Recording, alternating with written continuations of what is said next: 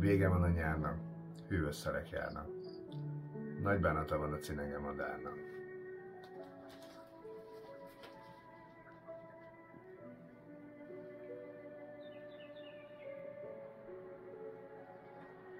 Szevasztok!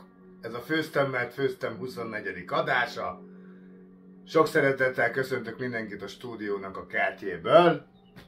Ugye ez az egyetlen olyan főzőműsor, ahonnan még nem esett ki senki, és mindenkinek van köténye. Ma szalonna sütögetésre fogok invitálni titeket.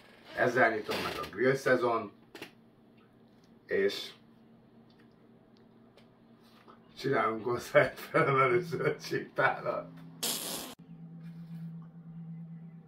És csinálunk mellé egy felemelő zöldségtálat. Tartsatok velem!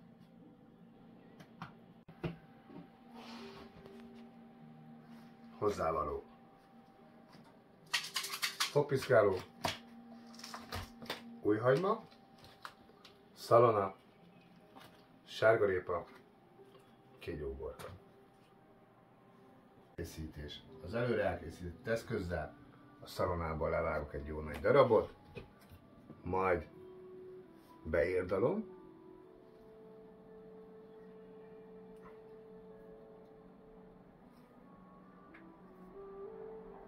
amikor a beírdalással meg vagyok, pedig a nyásunkra fogjuk szórni, és a kertben készített tüzön elkezdem a szalonnánkat pirítani, a zsírját pedig kenyérre fogom csepegtetni. Kész a szűrt szalonnánk, nekiállunk a magas lötű salátánkba.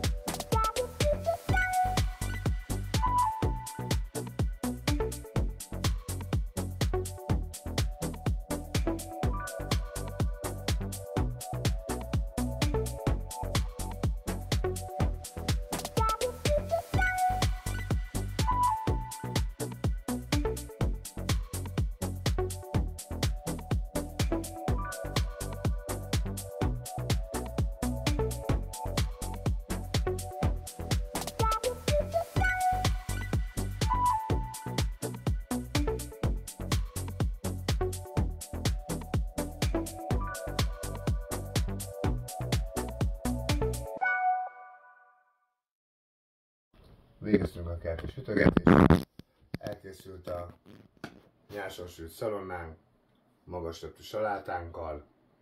Ezennel a Főztem, mert főztem produkciós iroda megnyitja az idei grill szezon.